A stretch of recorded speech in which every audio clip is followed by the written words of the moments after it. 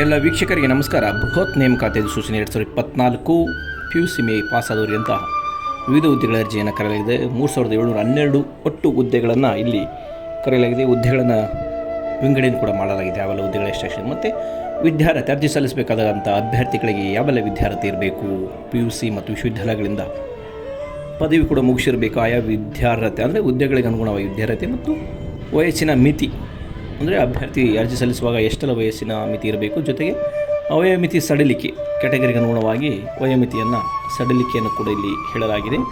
ಅರ್ಜಿ ಶುಲ್ಕ ಅರ್ಜಿ ಸಲ್ಲಿಸುವಂಥ ಅಭ್ಯರ್ಥಿ SC STಗೂ ಮತ್ತು OBCಗಳಿಗೆ ಭಿನ್ನವಾದ ಅರ್ಜಿ ಶುಲ್ಕ ಇಲ್ಲಿ ಇರುತ್ತೆ. ಅದನ್ನು ನೀವು ಗಮನಿಸಿ ಅರ್ಜಿಯನ್ನು ಸಲ್ಲಿಸಬೇಕಾಗುತ್ತೆ. ಜೊತೆಗೆ ವೇತನ ಶ್ರೇಣಿ ಆಯ್ಕೆಯಾದಂಥ ಅಭ್ಯರ್ಥಿಗೆ ಎಷ್ಟೆಲ್ಲ ವೇತನ ಇರುತ್ತೆ ಅನ್ನೋ ಕೂಡ ಮಾಹಿತಿ ಕೂಡ ನಾವಿಲ್ಲಿ ಹಾಕಿದ್ದೀವಿ. ಅಧಿಕೃತವಾಗಿ ಪತ್ರಿಕೆಗೆ ಗೋಷ್ಠಿಯಲ್ಲಿ ಸ್ಟೇಟ್ಮೆಂಟಲ್ಲಿ ಅಂದರೆ ಅಧಿಸೂಚನೆಯನ್ನು ಕೂಡ ನಾವಿಲ್ಲಿ ಹಂಚಿಕೊಂಡಿದ್ದೇವೆ. ಜೊತೆಗೆ ಅರ್ಜಿ ಸಲ್ಲಿಸುವಂಥ ಪ್ರಾರಂಭದ ಮತ್ತು ಕೊನೆಯ ದಿನಾಂಕವನ್ನು ಇಲ್ಲಿ ಕೊಟ್ಟಿದ್ದೇವೆ.